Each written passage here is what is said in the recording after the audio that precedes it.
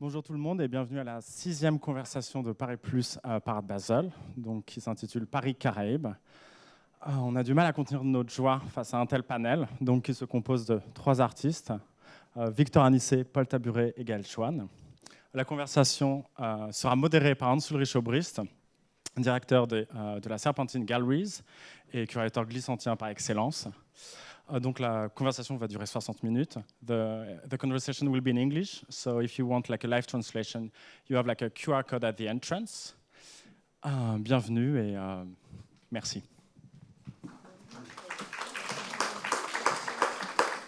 Oui, bonjour à tout le monde. Merci à vous tous pour être avec nous et merci à Charles, à Pierre-Alexandre, à Colline, évidemment aussi à Noah et à Clément et à tout le monde en fait de Paris Plus et aussi ici à Cécile et à tout le monde au musée Picasso.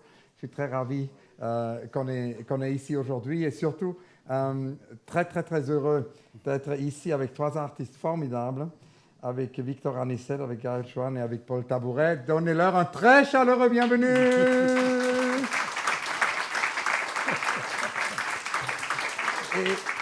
Et donc, ce qu'on va faire, c'est un peu une suite. C'est ce qui est formidable, je pense, avec ces conversations qu'on fait depuis longtemps avec Art Basel, avec Paris Plus. C'est en fait que c'est vraiment des conversations de longue durée, des conversations qui peuvent évoluer à travers les années, même les décennies.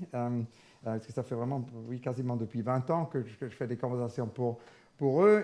Et en fait, là, c'est vraiment une série par rapport à ces questions, comme évoqué par Charles, ces questions caraïbes. On avait commencé d'ailleurs à Miami avec une conversation avec Manuel Mathieu et Vic Dantecat sur Haïti, entre la littérature et l'art. On avait l'année dernière Françoise Vergès, ici sur un bateau, puisque Pierre-Alexandre et Charles ont fait des conversations flottantes l'année dernière, Floating Conversations. Et on a eu la conversation sur un bateau avec Françoise Vergès et Hervé Télémac. Tout ça, vous pouvez le voir online. Et c'est intéressant, je pense que dans le contexte de ce qu'on va discuter aujourd'hui, de revisiter surtout la conversation de l'année dernière, qui est la toute dernière conversation publique de Hervé Télémac avant sa mort. Donc c'est aussi vraiment un hommage à Hervé et qu'on veut se souvenir de lui aujourd'hui. Avant qu'on commence, puisque j'ai plein de questions pour Victor, pour Gaël et pour Paul, mais avant qu'on commence, je voulais peut-être que Victor nous raconte pourquoi c'est un retour ici pour lui au musée Picasso. Oui, il n'y a vraiment pas de hasard. J'ai fait mes 4 années d'études de céramique dans cette école, l'école des métiers d'art. Et cette école, je veux vraiment rendre un petit hommage à ces personnes extraordinaires qui m'ont permis d'être maintenant membre de l'Académie internationale de céramique. Ces gens-là m'ont bien énormément formé et ce sont des gens de bonne volonté. Donc M. Fleury, qui était directeur de cette école, et M. Fouquet et Wechter, qui était un professeur d'atelier. Et vraiment, quand vous revenez de la Martinique, à 8000 km, et que vous avez déjà fait 4 ans dans une école d'art appliqué en céramique et que vous arrivez à Paris, et vous vous trouvez avec 17 élèves en première année. Seulement, il faut 4 ans pour avoir le diplôme. Il fallait 4 ans pour avoir le diplôme de cette école. En 3e année, on devait passer la première partie du diplôme. Sur les 17 élèves, on était 3 en 3e année. Michel Quincé et Michel Chevigné, un Corrézien, un autre de Montrouge. Et en 4e année, on se trouvait à 2.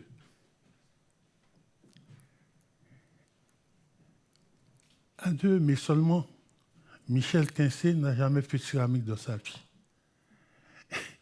Et le professeur nous avait dit en première année, au 2e trimestre, « Ah bien, la seule personne que je vois qui pourrait faire céramique ici, c'est le petit Martiniquais là au fond. » Et en fait, tous ils ont lâché.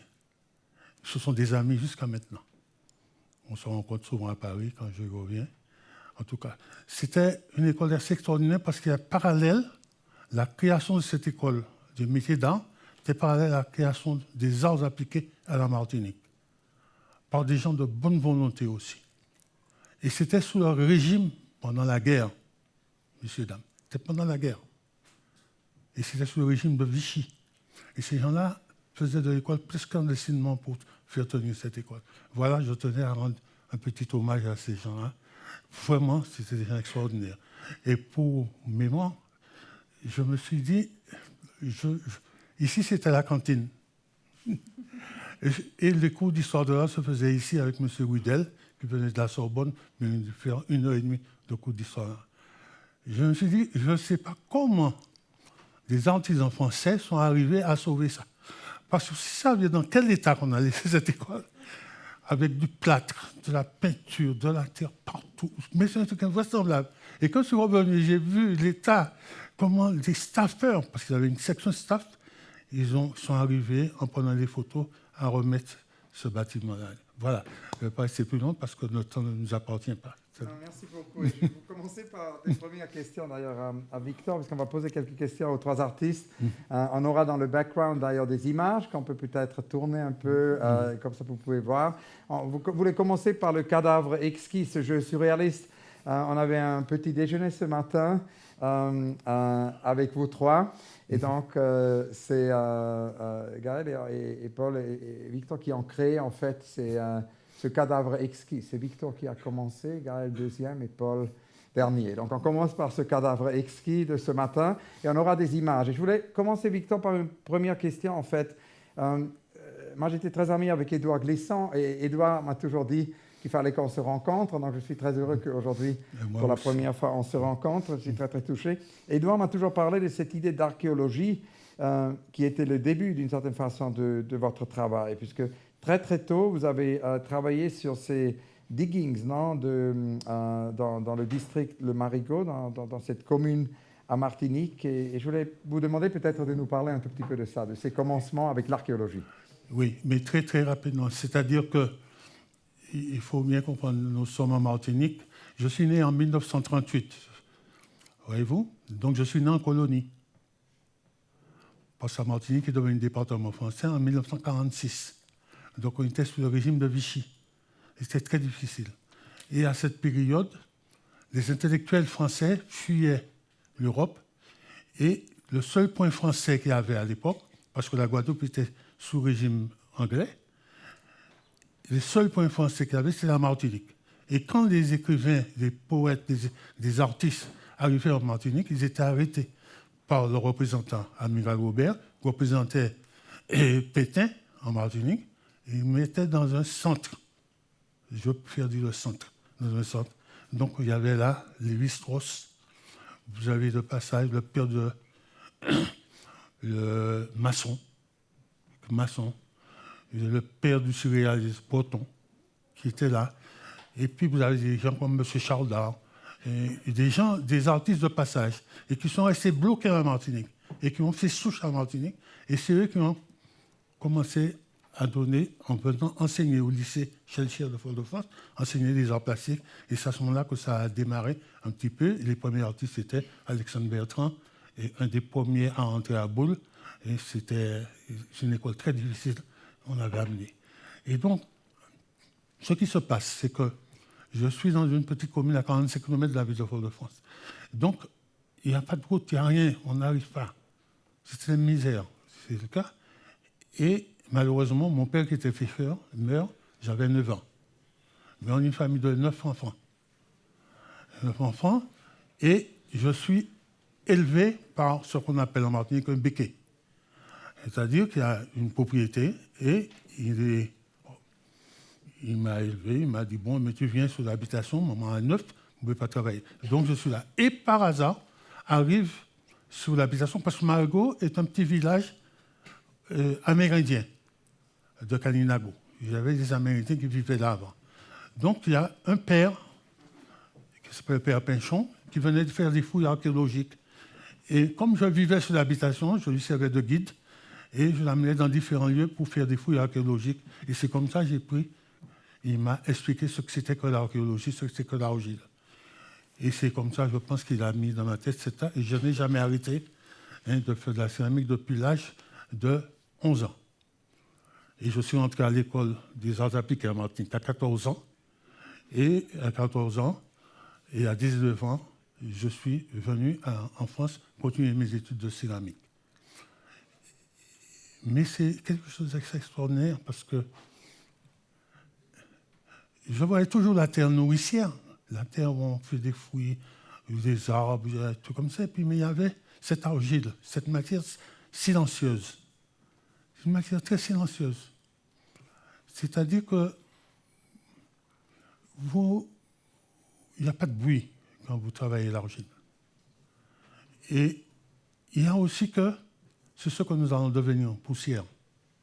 Donc ça vous demande respect. Et on m'a toujours introduit ça dans ma formation, le respect. Le respect de tout, de l'un, de l'autre, de mon ami, tout le respect. Ça fait partie de notre culture en Martinique. On respecte. Celui qui a 2 mois en plus que vous, vous devez l'appeler tonton, oncle. Vous comprenez? Et donc c'est comme ça. Et c'est là que j'ai compris qu'avec l'argile. Et petit à petit, j'ai été formé au Père Pinchon. Je suis entré à l'école, j'ai fait des 4 années. Je suis arrivé à Paris, j'ai fait 4 années. Et là, ce qui avait été intéressant ici pour moi, c'est que dès la 2e année, on m'envoie un stage. Mais vous savez où c'est qu'on m'envoie un stage, un petit Martiniquais qui arrive. Je ne savais pas ce que c'était comme manteau. Et ni s'habiller chaudement. Peut-être que ça ne vous dit rien, mais on m'a envoyé à Ouvra, non, pas de Calais, en stage, dans le Goron, payer des mines. Et je me suis dit que Zola a arrangé ça. C'est pas que Zola n'a jamais vu ça, parce que c'est trop bien ce que Zola a écrit. Parce que la misère que j'ai vue là, je me suis dit, il n'y a pas possible. Et c'est là que j'ai compris ce que c'était. Et là, j'ai appris ma céramique parce qu'il fallait que je trouve des solutions pour une dame qui n'a jamais fait de céramique. Son mari était médecin et lui avait donné la céramique. Je devais aller me former. Et c'est comme ça que j'ai fait des stages un peu partout en Allemagne. Et j'ai fait des stages en Angleterre, mais avec mes moyens, bien sûr. Et les stages les plus importants, c'est à la Borne, dans le Berry. Et mon maître potier, c'était Yves Mouilly, que je lui rends un hommage. Yves Mouilly. Et lui, il m'a aussi expliqué ce que c'est que le silence. Aussi. On en a parlé ce matin du silence. Mais on a aussi parlé ce matin du groupe, non? Et ça, c'est peut-être aussi une question qui serait très intéressante par rapport à justement ce que Charles et Pierre-Alexandre, quand ils ont pensé à cette session, non, on avait pensé qu'on parlera vraiment aussi de l'histoire des groupes, non, et qui ont vraiment réfléchi sur une esthétique caraïbe. Et le groupe que vous avez fondé, FWOMAJE, a vraiment rassemblé des artistes au sujet de ces questions d'une esthétique caraïbe et adressé surtout aussi le manque d'espace, non?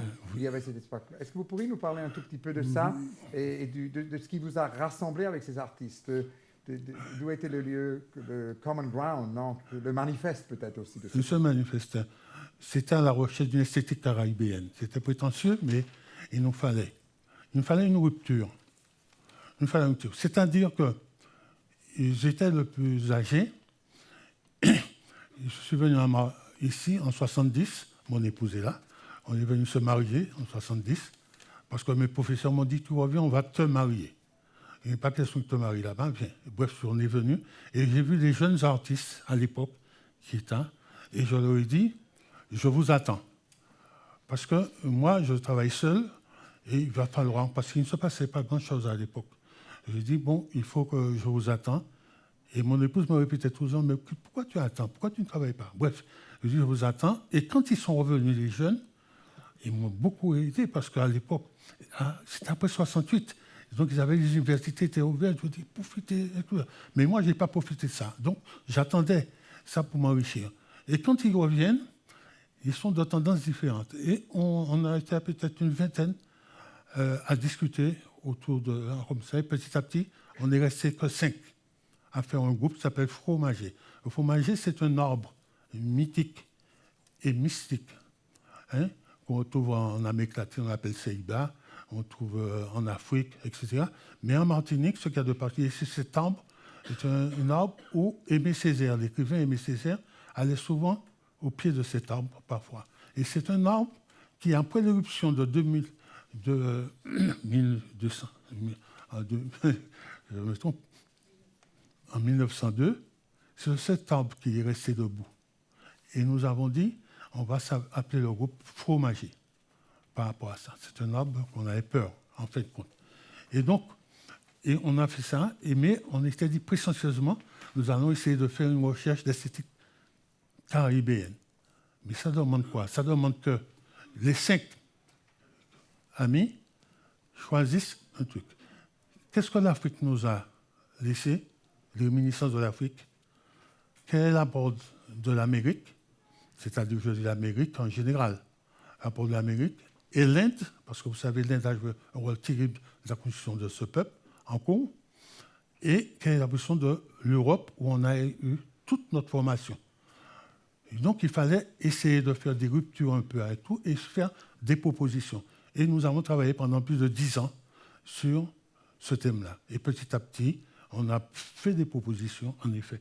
Et donc, il faut savoir que les Kalinago étaient les premiers peuples de la Caraïbe. Ils viennent des enfants des Mayas. Et donc, ils sont arrivés par le Bouzo de Orinoco et ils ont laissé des traces. Ce sont les seuls à avoir laissé des traces plastiques dans la poterie. Ce n'est pas que les autres peuples n'aient pas laissé de traces, c'est simplement, il ne faut pas oublier qu'il y a des tsunamis, il ne faut pas oublier qu'il y a des cyclones, il faut oublier, tu vois, donc il y a des éléments qui détruisent. Mais l'argile, on sait que quand on veut connaître l'histoire d'un peuple, c'est dans les tessons d'argile qu'on va y chercher. Donc c'est avec ça qu'on suit. Après, on a travaillé quand on peut pas, j'aime pas trop le mot, quand les Européens sont arrivés, ils ont apporté leur culture à eux, la manière de. Ensuite sont arrivés l'Inde, puisque au moment de l'esclavage, l'abolition de 1948, les hommes esclavagisés ont refusé de travailler sur les habitations. Pas tous, mais il y en a beaucoup. Donc on ne pouvait pas vivre. À ce moment, on était chercher en Inde de la main-d'œuvre. Donc c'est arrivé. La différence, c'est que les Indiens de l'Inde n'étaient pas des esclaves. C'était des engagés. Ils avaient un contrat de 5 ans, et après, ils devaient repartir en Inde. Ils étaient payés, alors que les esclavagisés n'étaient pas payés des esclaves. Ils travaillaient gratuitement. Donc, il y a eu ce conflit qui est arrivé entre ces deux, et l'Inde est arrivée. Mais c'est une chasse inouïe pour nous. C'est une richesse extraordinaire, l'Inde. Sa culture. Nous mangeons de quelque chose, et le repas est devenu un peu coloré. Ils appellent les essences, les teintures dans les repas, etc., les tissus, etc. Et ça nous a aidés. Et puis l'Europe, et toute la partie cartésienne, on doit à l'Europe l'organisation de l'espace, et nous devions faire tout ce travail-là, et tous les mois on se rencontrait pour discuter autour de la production et voir si on pouvait faire sortir quelque chose comme une proposition plastique caribéenne. C'était prétentieux, mais c'était ça. Et ça a donné parfois ce que vous voyez de moi de temps en temps. Merci infiniment, et c'est une merveilleuse transition, vraiment, je pense, vers Gaël et vers ta pratique, puisque en fait, évidemment, Victor, vous avez aussi travaillé beaucoup avec Édouard Glissant sur son musée non réalisé, et Édouard m'a toujours dit qu'il cherchait avec cette institution de trouver le point utopique où toutes les cultures du monde, toutes les imaginations du monde pourraient non seulement se rencontrer, mais très important aussi se écouter. Non? Et ça ramène vraiment à Gaël, puisque toi aussi, tu as cette pratique formidable d'imaginer une institution. Et cette institution s'appelle Temple of Love. C'est en fait partie de Roland Barthes, d'un essai de Roland Barthes, fragment d'un discours amoureux de 1977. Et c'est un projet très évolutif que depuis beaucoup d'années, si je comprends bien, c'est un projet partiellement réalisé. Parce qu'il y a à chaque fois un chapitre qui s'ajoute. Donc ça serait formidable d'écouter un peu sur ça de toi et peut-être aussi le lien avec Glissant. Oui, effectivement, c'est vrai que moi, le début de ma pratique a été vraiment axé sur Haïti.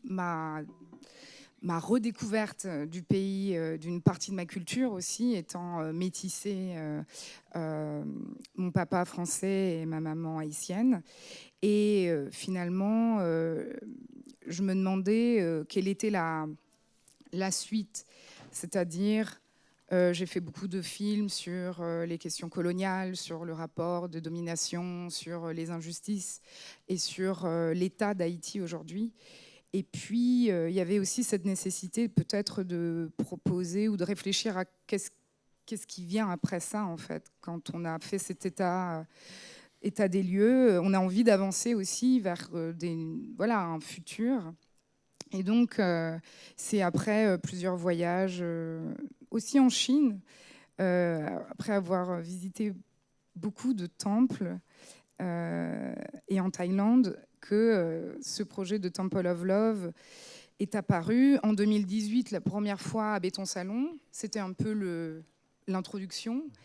Et puis ensuite, j'ai décidé que ça deviendrait donc un projet qui va prendre toujours des formes différentes, qui évolue, qui se définit en fonction de ce qu'on lui donne. Comment on le nourrit. Donc c'est comme un organisme finalement, c'est un organisme vivant qui va se définir en fonction de son apparition, de son existence, en fonction de sa géographie, du contexte politique, économique. Donc en fait, je ne voulais pas le définir avant qu'il existe. Et c'est aussi comme ça que je fonctionne en art, c'est-à-dire que je crée des choses et ensuite je leur donne une existence ou en tout cas une identité où je me dis mais qu'est-ce que c'est ça. Et donc pour moi c'était une manière de parler de l'amour parce que après avoir parlé de cette violence j'avais besoin de parler d'amour finalement. Et puis à l'époque c'est vrai que je connaissais ce texte de Barthes, qui est le premier essai dans les années 70, qui essaie de définir ce que c'est que l'amour, dans un duo, donc un couple. Donc moi, à chaque fois, j'ai décidé de jamais lire le livre. Donc j'ouvre le chapitre, donc on m'invite à une exposition, on décide de faire un Temple of Love, j'ouvre le chapitre qui suit, donc c'est chronologique. Et à chaque fois, je me suis rendu compte qu'en fonction des lieux où on m'invitait, il y avait des concordances ou des échos entre le texte de Barthes et le contexte dans lequel j'allais présenter. Pour vous donner un exemple un peu drôle, donc le texte de Barthes, ce sont des chapitres. Voilà, c'est pour ça que je fonctionne comme ça. Donc par exemple, le chapitre Adorable, était l'itération de Temple of Love à Los Angeles. Il y a eu donc comme ça à chaque fois un nouveau chapitre pour un nouveau pays ou ville. Affirmation par exemple à Paris.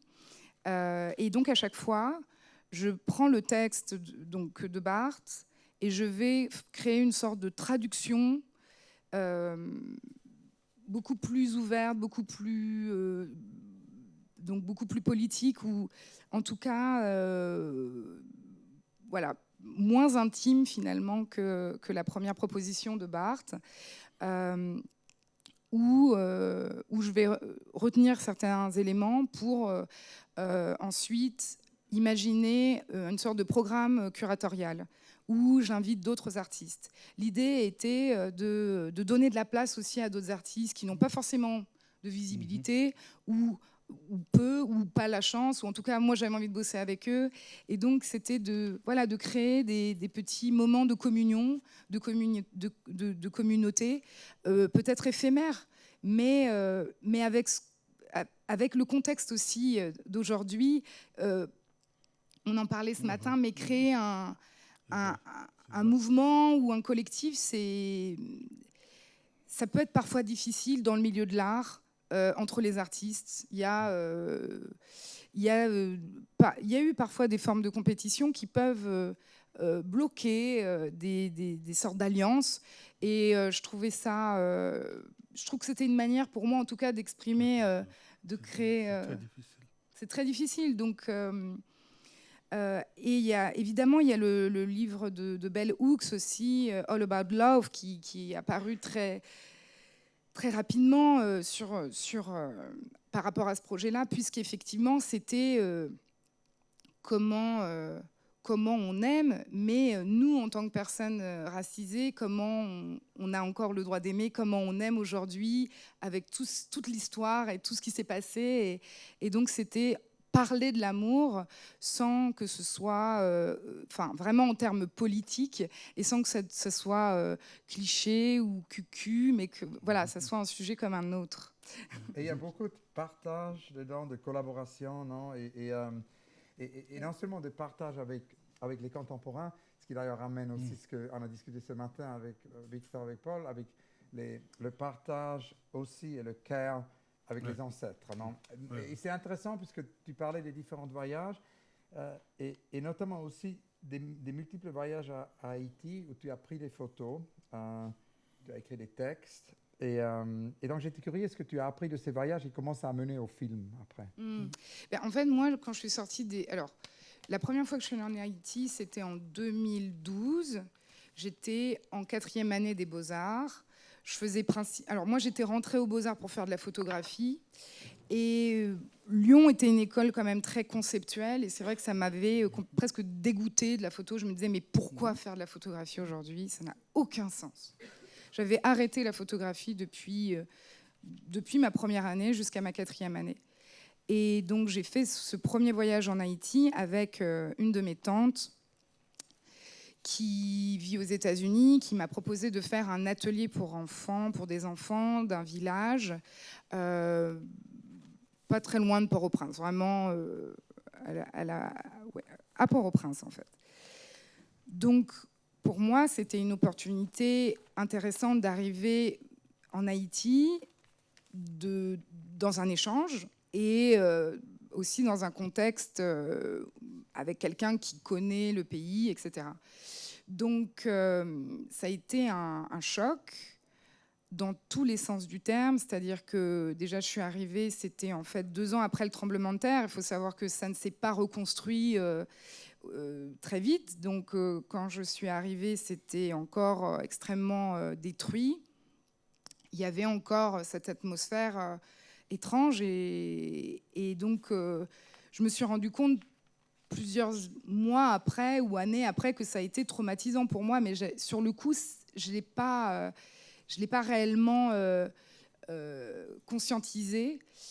Donc, ça a été un choc, mais ça a été aussi un choc magnifique.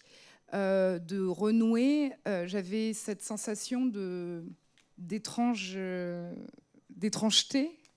mais en même temps de familiarité. C'est-à-dire que c'est comme si je connaissais cet endroit, mais que je ne pouvais pas réellement dire pourquoi je le connaissais, en fait. Et ça, c'est aussi les effets de la colonisation ou des ruptures avec des pays pour toutes sortes de raisons qui ont fait que moi, je n'ai pas pu aller en Haïti plus jeune ou connectée avec ce pays, avec mon pays.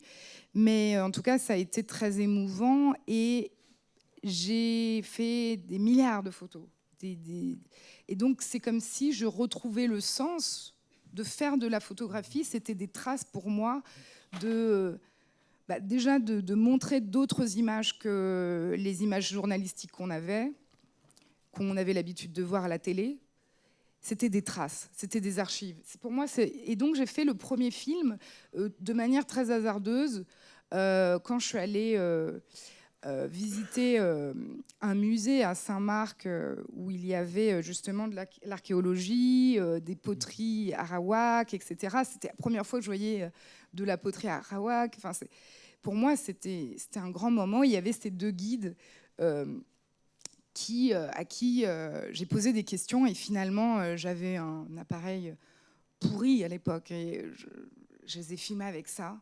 Et 1 an après, j'ai fait mon premier film et ça avait du sens de faire de l'image, ça fait du sens de faire ces photographies et j'avais envie de les partager. Et encore jusqu'à aujourd'hui, c'est toujours le cas, c'est-à-dire que je fais d'autres photos dans mes voyages et dans les Caraïbes, mais c'est vrai que pour moi, voilà, c'est les photos d'Haïti qui m'animent. Et en fait, il y a évidemment aussi cette idée du tremblement. Victor nous en a parlé ce matin, en pensant à Édouard Glissant, qui parlait justement de l'utopie, non, comme tremblement. Et toi, tu as aussi parlé souvent de ce tremblement et de cette instabilité, non, qu'il y a dans le travail, qui connecte peut-être à ces idées de glissant. Oui, c'est vrai que dans mon travail, il y a depuis toujours cette idée de ce qui reflète de ce que je suis aussi, c'est-à-dire d'un métissage. Il y a une hybridation, j'utilise énormément de matériaux. J'ai même décidé de ne pas m'imposer un médium. Je veux être libre de pouvoir travailler avec tous les matériaux qui m'attirent, et dans cette curiosité que j'ai et cette créativité qui reflète aussi, je pense, cette idée de glissant avec le fait que pour faire lien, pour moi, le lien, et le lien fort, c'est le lien dans sa multiplicité et dans cette diversité. Et donc, je l'exprime moi comme ça dans ma pratique, c'est-à-dire avec une diversité de matériaux, une diversité de manières de faire, de perceptions différentes, et aussi de fragilité, mais dans une manière de dire aussi, de faire attention aux choses, que les choses sont fragiles, que les choses peuvent se briser, et même elles sont brisées parfois. D'ailleurs, je ne sais pas si je rebondis sur l'esthétique caribéenne, mais je trouve qu'il y a quelque chose qui est en lien avec la brisure, ou quelque chose qui se casse, ou qu'on répare en permanence, l'assemblage. Et même, je pensais ce matin aux fragments des îles. Et en fait, c'est ça, l'archipel. Et j'ai l'impression qu'on essaye toujours de faire avec des bouts de fragments quelque chose d'unité, de faire unité, avec le multiple.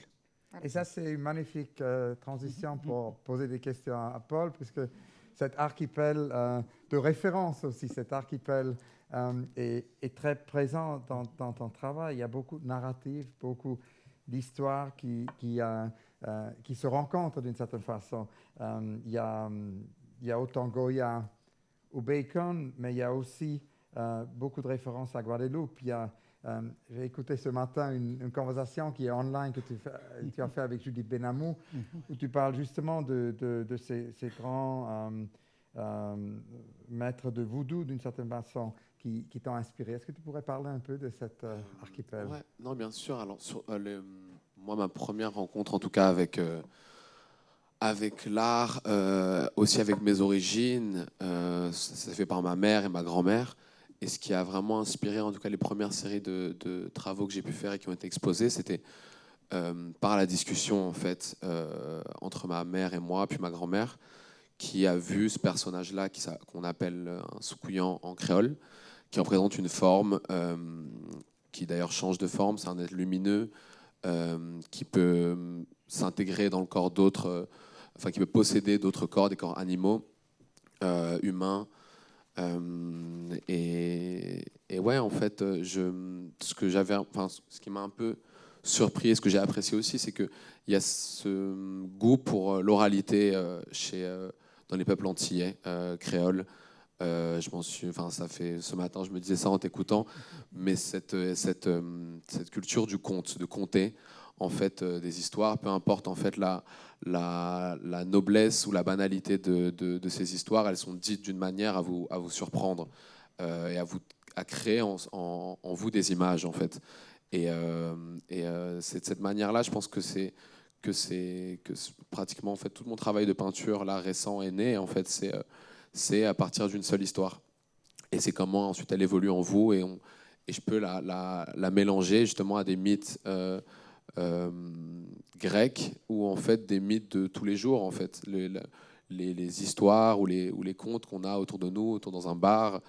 Et donc voilà, c'est ces mélanges-là en fait, donc qui je pense sont très très propres à la culture antillaise.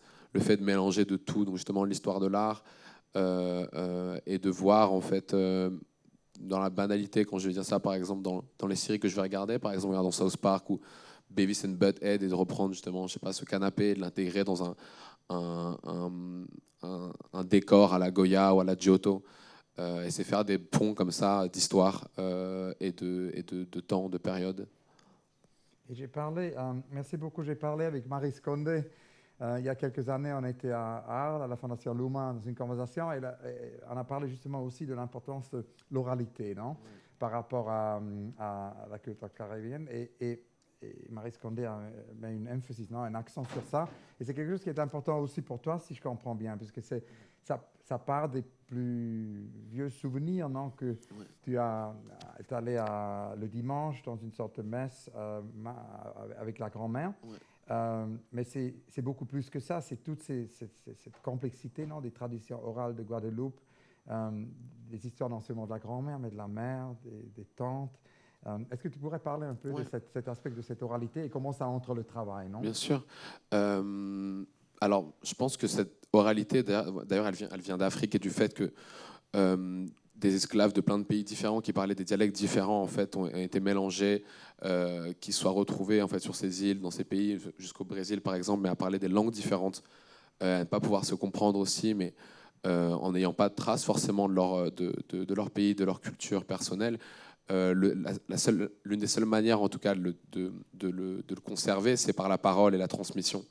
Et c'est par le rituel, j'imagine. Et donc, ouais, c'est ces moments où j'allais à la messe avec ma grand-mère, même si c'est des moments quand on est jeune, c'est pas forcément quelque chose qu'on apprécie particulièrement, c'est pas forcément le plus excitant à faire pendant le week-end.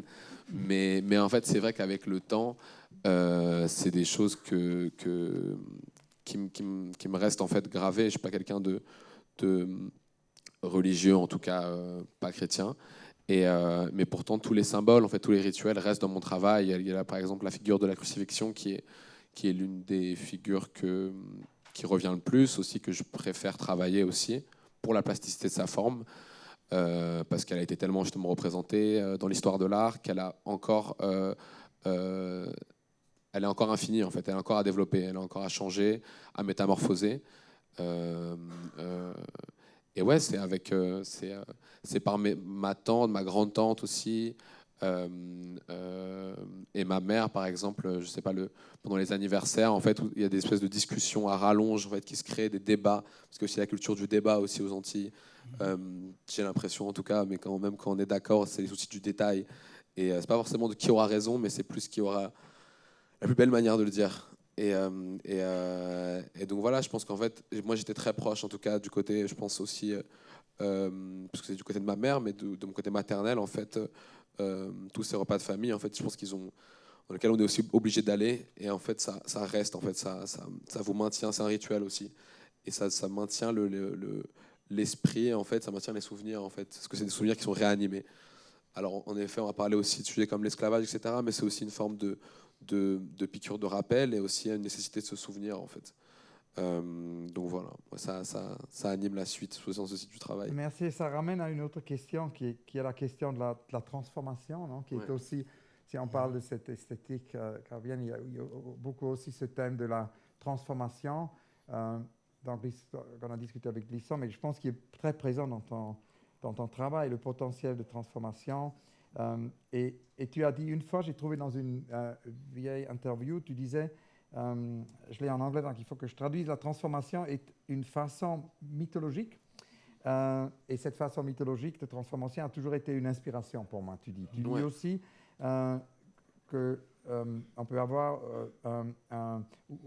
tu évoques en fait un animal avec un corps de lion et peut-être d'une tête de serpent, et que ceci est une never-ending, une inspiration sans fin. Parce qu'on peut mixer des choses et créer quelque chose. Est-ce que tu peux parler un peu de ça? C'est quelque chose, quand j'ai vu l'exposition à Lafayette, c'est très présent dans tous les travaux d'une certaine façon, non? Oui, et puis c'était même, là, ce que tu décrivais, c'est en plus un sphinx. Et le sphinx, j'ai essayé de le reproduire à nouveau avec cette table dans l'exposition qu'on retrouve au dernier étage, cette table avec des pattes de chat qui sortent.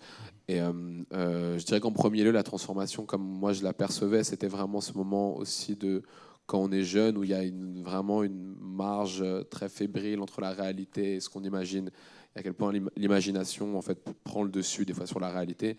C'est le mythe presque du monstre sous le lit, et à tel point, enfin on y croit à tel point, enfin il se met à exister au bout d'un moment. Petit à petit, c'est une peur qui devient réelle, en fait, petit à petit. Et, excuse-moi, pardon. Ouais, donc il y avait ça pour la transformation.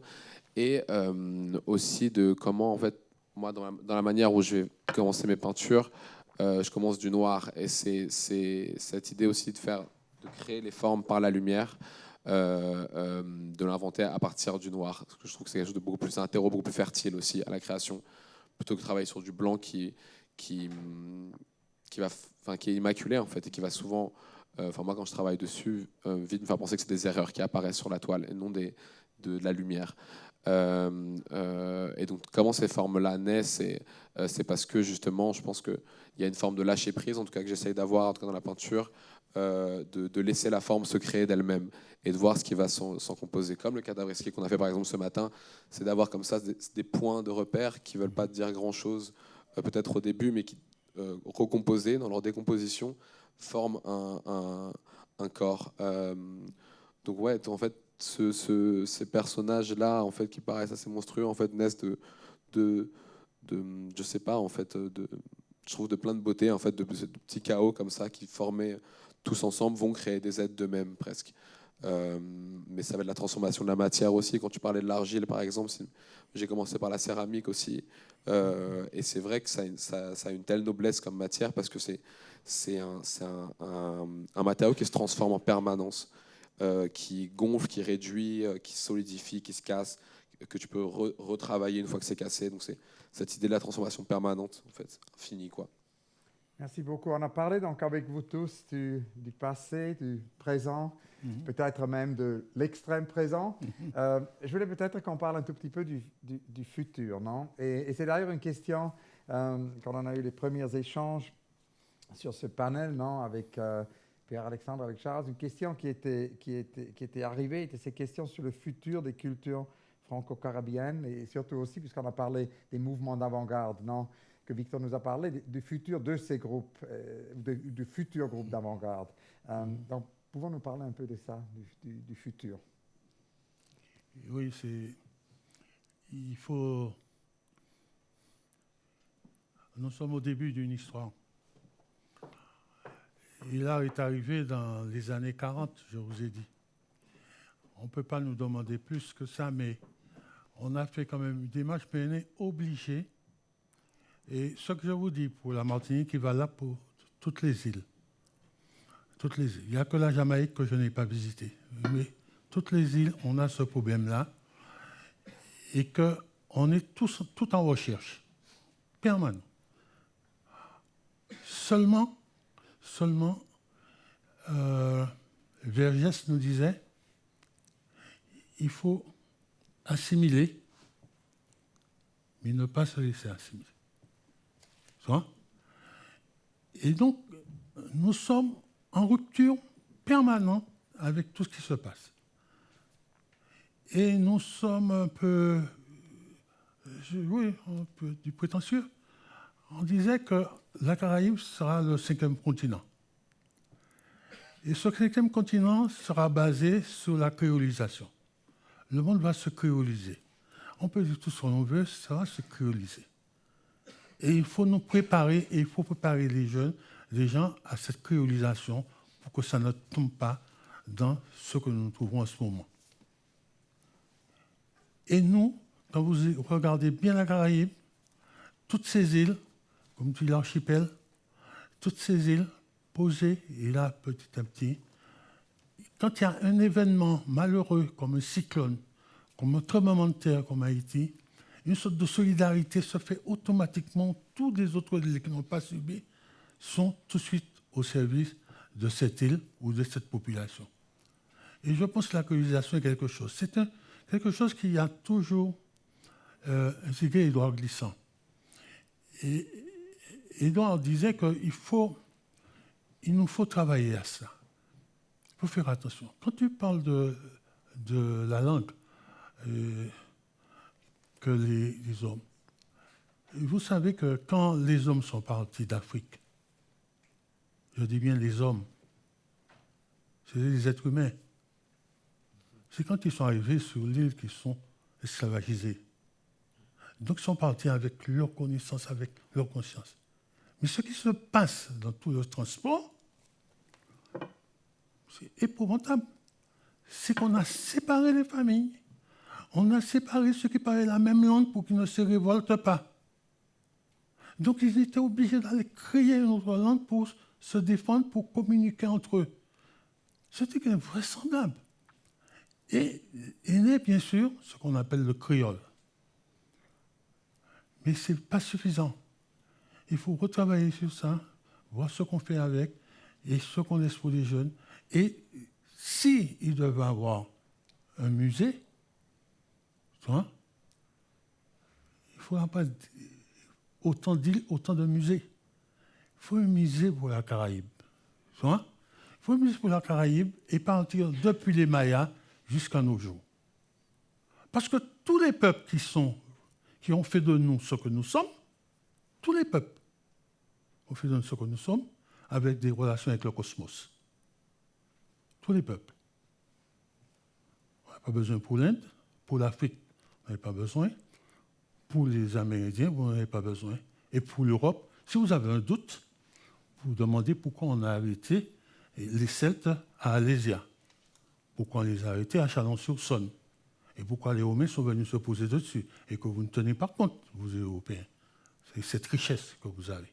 Vous avez été à la surface. À Chalon-sur-Saône, ce sont les Celtes.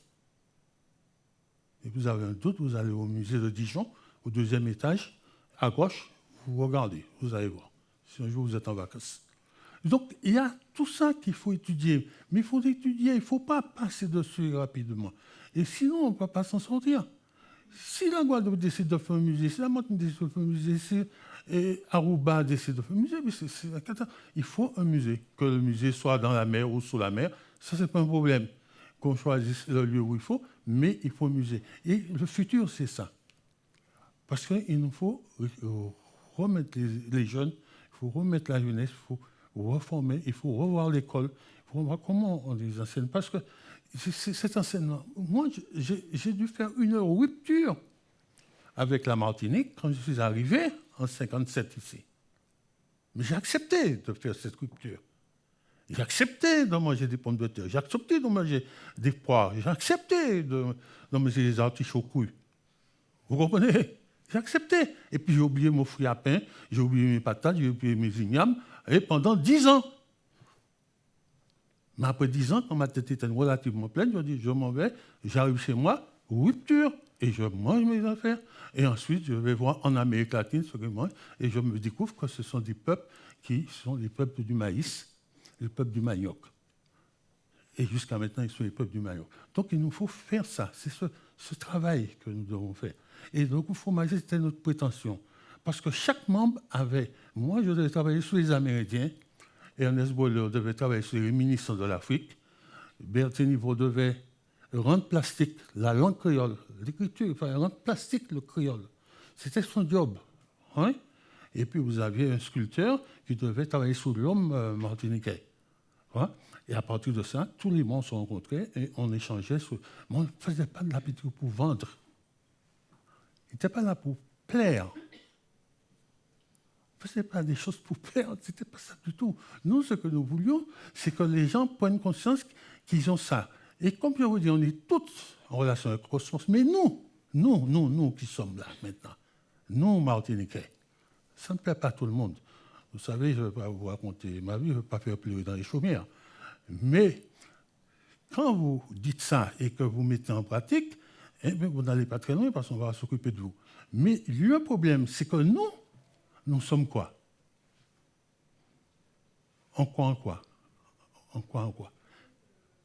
Au moins, quand Inago savait, on peut ne pas être d'accord qu'ils adoraient le soleil. Vous comprenez? On n'est pas d'accord que les Africains avaient leur Dieu. Mais quand ils ont bouleversé l'art, quand on a vu l'esthétique africaine. Vous comprenez? Et donc, quand l'Inde arrive avec toute sa nourriture, la manière de faire, la religion, le respect, etc., c'est quelque chose. C'est à nous de faire ça. Mais pour le moment, si nous ne le faisons pas, et il faut faire très attention, si nous ne faisons pas ce job, C'est notre job. Notre job n'est pas de vendre des tableaux. C'est pas ça. Moi, on m'a dit, quand je suis parti de Martinique, le directeur de l'école, M. Gutmann, qui est un Alsacien, m'a dit, écoute, Anissé, tu vas faire tes études, mais tu reviens. Tu reviens transmettre ce que tu as appris. Tu entends? C'est un Alsacien. Moi, je suis retourné après 10 ans. Depuis 1967, je n'ai jamais laissé la Martinique. Ça, c'est mon problème personnel. Il faut savoir ça. Et donc, nous avons ce boulot qu'il faut rééduquer, il faut revoir. Sinon, nous allons disparaître comme une langue. Merci beaucoup, Victor. Merci. Et est-ce que Gaël et Paul, vous voulez répondre et peut-être parler de votre côté du futur? Moi, j'ai juste envie de rajouter, que je suis d'accord sur, et surtout sur la dimension spirituelle qui manque aussi autant dans les musées que dans la vie, et de cette connexion au cosmos qui fait qu'on se sent unité, connecté à quelque chose de plus grand que nous, et qui fait qu'on est reliés les uns les autres, c'est-à-dire que je suis toi, tu es moi, et que du coup, cette empathie et ces émotions-là amènent à une solidarité dont tu parlais. Et ce serait ça un beau futur, non? Non, c'est beau ça, puisque ça ramène en fait à l'idée de l'esthétique de la solidarité de notre ami Mantia Diawara, qui aussi a beaucoup travaillé sur Glissant. Et en parlant de Glissant, je voulais dire qu'on est très très heureux que Sylvie Glissant avec nous. Il faudra un grand applaudissement pour Sylvie.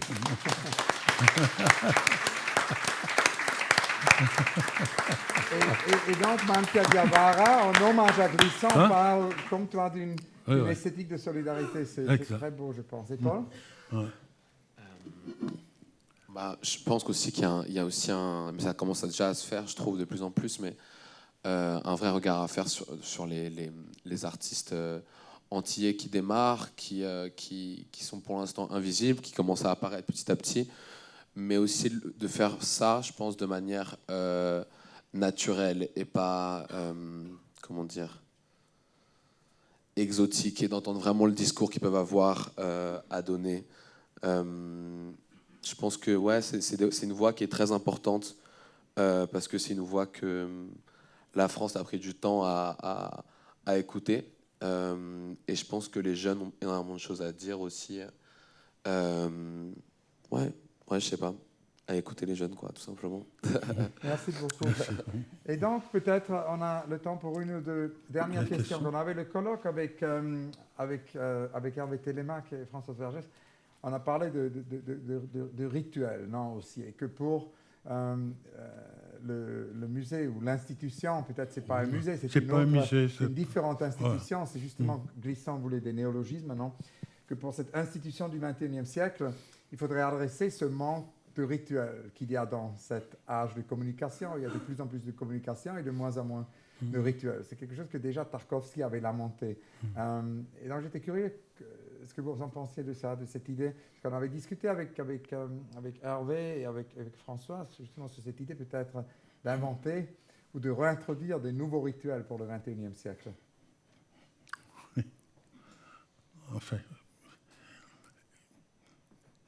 En fait, ce qu'il faut, c'est... Le problème qui se pose, c'est que j'entends souvent, il y a un beau temps, un mauvais temps. C'est terrible, ce truc. Il y a le temps.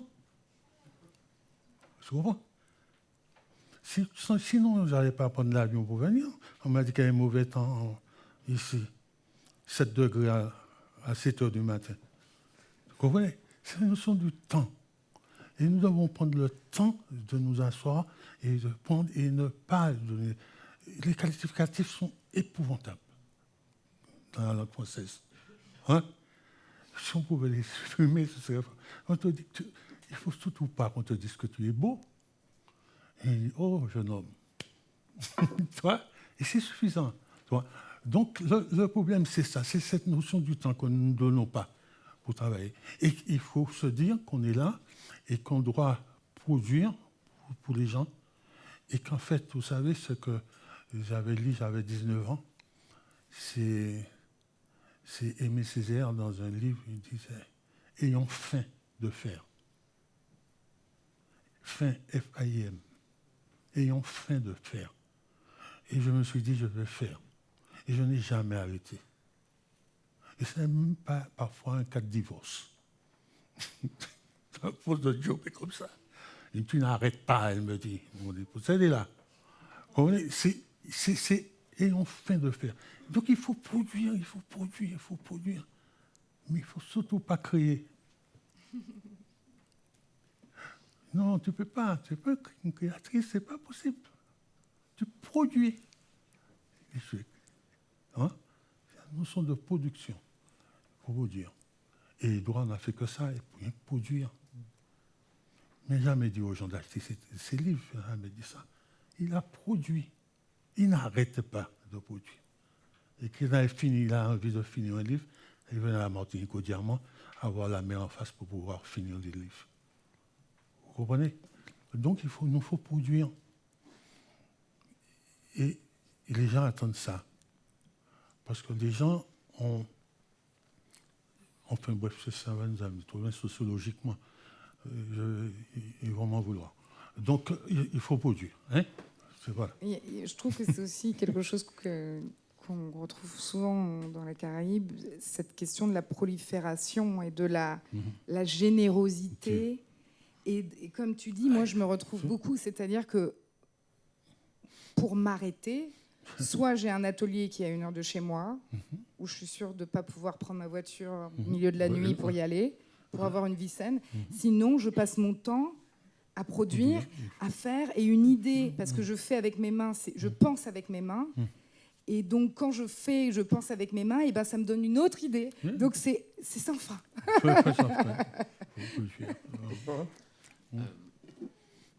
Moi, j'avoue que je produis pas pareil. Je ne produis pas pareil que vous deux. Mais ouais, je sais pas. Ça dépend comment on entend le rituel. Enfin, si tu veux, moi, je vois le rituel de manière aussi peut-être un peu personnelle aussi, quelque chose de peut-être privé, mais qui donne, je sais pas, un rituel d'atelier en fait qui permettrait à la création, qui aiderait à ça ou qui attiserait ça. Moi, ce dont j'ai l'impression de manquer, je sais pas, ça serait que il y ait plus de discussions entre les artistes, de justement ce genre de conférence là comme ça a lieu, mais là c'est dans un cadre différent. Mais en fait, peut-être c'est quelque chose de fantasmé, mais j'ai l'impression qu'à d'autres époques de l'art, en fait, il y avait des remises en question en permanence de ces mouvements-là, que la politique et l'art en fait étaient très proches, et que l'art était aussi plus politique. Mais aussi peut-être qu'on perd un peu de ça aussi, mais cette idée d'échange en fait entre les artistes, cette idée d'échange d'idées, pas forcément que positive, ça peut être aussi bien de se contredire, de remettre en question le travail de chacun, mais tant que c'est vers quelque chose de fertile en fait, ça c'est un rituel que je souhaiterais. Et toute dernière question, on a le temps pour une dernière question, c'est la seule question comme ça un peu récurrente que je pose toujours. C'est comme vous savez, la question sur le projet non réalisé. Et on sait beaucoup sur les projets non réalisés des architectes, puisqu'ils le publient, mais on ne sait jamais vraiment rien sur les projets non réalisés des artistes. Et les projets non réalisés, ça peut être des projets trop grands pour être réalisés, trop chers pour être réalisés. Souvent, c'est le temps, pour revenir à Victor, non? Le temps, puisque parfois, c'est des projets, on n'a pas eu assez de temps pour le réaliser, on n'a pas pu libérer, non? Citer l'association qui libère le temps de Philippe Arénaud et de Pierre Huyghe, cette idée de libérer le temps. Donc parfois c'est le temps, parfois c'est aussi simplement des projets qui sont utopiques et non réalisables, non? Et après il y a aussi les projets censurés, c'est peut-être une raison pour laquelle un projet n'est pas réalisé. Et mon ami Doris Lessing, l'écrivaine anglaise, a toujours dit il y a aussi le cas de figure d'un projet qu'on n'a pas osé de faire. Donc, elle appelait ça l'autocensure. Parce que moi, je voulais toujours écrire un roman, mais je pense que ça sera très embarrassant, je ne l'ai jamais fait. Et donc, si on regarde tout ce spectre large et ample du non réalisé, je me suis dit que ça serait formidable si on pouvait terminer, que vous pourriez peut-être nous parler d'un de vos projets non réalisés préférés? Moi, il y a un film que que je souhaiterais faire, mais pour l'instant, ouais, c'est toujours pas réalisé. Non, c'est un film que je souhaiterais faire où je souhaiterais qu'on puisse rentrer dans mes peintures différemment et pouvoir donner en fait la même dimension, ou en fait non, augmenter la dimension de ma peinture de cette manière-là, et faire un peu, je sais pas, faire vibrer les espèces d'entités en fait que je mets dans mes peintures, parce que pour l'instant elles restent figées sur des toiles. Et c'est de faire rentrer le spectateur à l'intérieur, en fait. À nouveau, comme dans Lafayette, c'était l'idée de rentrer dans les peintures de manière physique. Là, c'est d'animer les peintures, de les faire vivre et de continuer cette expérience. Merci. Vas-y, Ganfi. Moi, je crois que j'ai tout le temps... en fait, j'ai que ça, des projets non réalisés, mais que je vais réaliser. Donc, ce serait difficile de faire la liste, puisqu'à chaque fois que je fais une nouvelle expo, j'ai des nouveaux projets non réalisés. Après, il y a aussi Temple of Love qui pourrait peut-être s'incarner physiquement dans une architecture avec des gens qui l'habitent, où on pourrait discuter d'art et de politique. Et on pourrait regarder des films, on pourrait exposer, on pourrait manger, on pourrait faire plein de choses. On pourrait même faire du yoga. ce serait un lieu un peu utopique comme ça. On pourrait faire plusieurs choses différentes. Et Victor? Oui.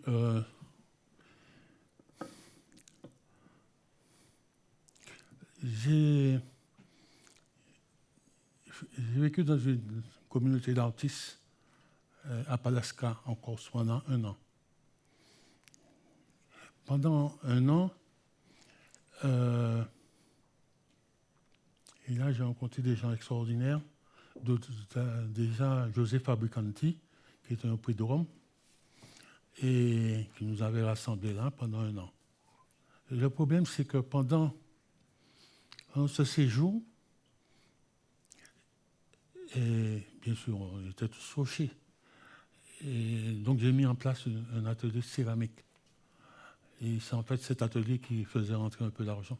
Parce qu'on travaillait pour les clubs services, etc. Et on faisait des animations de murs dans les mairies, etc. La chose qui me vient là, c'est un petit peu triste, mais c'est que c'est là qu'on a perdu. On avait une vieille 2 chevaux. Et un jour, 2 chevaux est parti avec notre meilleure amie. Une amie très douée, qui est morte donc à Palaska. Et avec Bernard Dejon et Champy, on s'était dit qu'il fallait qu'on l'enterrait. C'est-à-dire que quand on est arrivé à la communauté, on discutait comme ça et j'avais dit, s'il m'arrive un malheur en Corse, vous m'enterrez sous un olivier. J'adorais les oliviers en fleurs, c'est extraordinaire. Et elle est partie, et avec Bernard, on a voulu. C'est terrible, pendant le Covid, on ne savait pas qu'il y allait avoir le Covid. Et potentiellement, on avait prévu d'aller lui faire une vraie tombe. Parce qu'on n'avait pas les moyens à l'époque, si ce n'est que mettre des pierres, des choses comme ça, faire une tombe, et faire ça. Et la fille de José Fabricanti, qui est devenue architecte, était d'accord, on avait tout organisé. Malheureusement, on n'a pas pu. Et maintenant, c'est quasiment impossible. C'est un projet non réalisé. Et ce qui est réalisé, c'est la tombe pour Édouard Glissant. Oui. Vous pouvez nous parler Édouard, de ça? c'est autre chose. Je t'ai mis en garde. Je t'ai mis en garde ce matin. Tu es têtu, hein? Je t'ai dit que si on commence à parler d'Édouard et de la tombe, il fallait acheter autant de hamacs qu'il y a de gens, parce qu'il faudrait les suspendre là, on passerait la nuit. Et ce serait formidable. Tu vois, il n'y a pas de problème. Donc on fera ça dans le 2e chapitre de cette conversation. Alors, non, le problème, Exactement. pour Édouard, le problème, c'est que ma première exposition à Fort-de-France, et en 70, a été sponsorisée par l'Institut l'IME, l'Institut martiniquais d'études. Et l'année d'avant... Par l'école d'Édouard Glissant. Par l'IME, l'Institut martiniquais des droits de Glissant, c'est l'institut qu'il a créé de toutes pièces. On est arrivé en même temps. Il arrive en 67, il enseignait au lycée de Belle Jeune Fille, et moi au lycée Chelcher. Et donc, on se rencontrait et tout ça. Et quand, en 69, il fait venir Petlin, Segui, Cardenas. Mais de passage, il était Mata, à un moment aussi, pendant cette période. Et pendant 15 jours, on a travaillé ensemble pour faire des créations. Et vous retrouvez un des dessins dans le premier numéro à Coma, où il y a nos 4 artistes, on a laissé des traces. Mais à la même période, je travaillais en pleine campagne, où je faisais un travail tout en noir et blanc à l'époque. Et pendant, il y avait 43 panneaux, et on a choisi 19 panneaux pour faire l'exposition. Dans ces 19 panneaux, il y a un signe. Un signe que moi j'appelle Pâques à bœuf. Hein? Mais Édouard, il m'a dit, mais non, ce n'est pas un titre de tableau. J'appelle ça la présence de l'Est multiple. Et je lui ai dit, quand j'exposerai mes affaires, tu peux dire tout ce que tu veux, je vais mettre Pâques à bœuf, et en face, je vais mettre la présence de l'Est multiple. Et avec Sylvie, à Cuba, on a fait au musée Victor Hugo, on a fait une petite exposition, on a fait un petit livre qui est sorti d'ailleurs, et on l'a mis. Édouard, ce qu'il faut savoir, c'est qu'à cette période, sans prétention, il ne se passait pas grand-chose. Mais il y a quelqu'un qui copiait. Mais c'était bien, c'est formidable, quelqu'un qui vous copie. Alors, c'est formidable. Et Édouard n'était pas d'accord du tout. Il m'a dit, arrête, cache tout ça maintenant, arrête, ne fais plus ça. Mais ça, c'est à moi. En parlant de ce Pacabé. Il m'a dit, c'est ça. Et je me suis trouvé en situation de me dire à la mort, et ça tombe, ça très simple. Il a demandé, il a toujours voulu, très simple. Il ne voulait pas de tombeau, très simple. Et je lui ai demandé, à ce moment j'avais fait ce dessin-là sur une toile que j'ai posée sur ça. Le jour de l'enterrement, j'ai posé ce truc. Et petit à petit, j'ai retravaillé, je l'ai fait tout en céramique. Et 8 mois après. Et donc j'ai posé ce truc-là sur ce truc-là. Mais c'est beaucoup plus loin, c'est lié au vaudou, c'est lié à Papa Legba, c'est lié au gardien. Il demandait d'ouvrir la porte, hein, et la manière dont il est enterré, etc. Il y a beaucoup de choses autour de ça. Et Valérie Doichot, qui a écrit un très très beau texte là-dessus, un très très beau texte, un jour je l'ai surprise, assis par terre, échangeant des petites pierres et posant des petites pierres sur la tombe. Un jour, elle était de visite en Martinique. Voilà, c'est grosso modo. Mais c'est beaucoup plus complexe que ça. Parce que toute l'histoire de cette exposition de 70, c'est un truc vraiment extraordinaire. Je ne sais pas s'il a passé quelques images en noir et blanc. Et on parlera de ça dans le 2e chapitre. Mais je suis tellement heureux de cette conversation. Victor Gaël Paul, merci infiniment. Merci.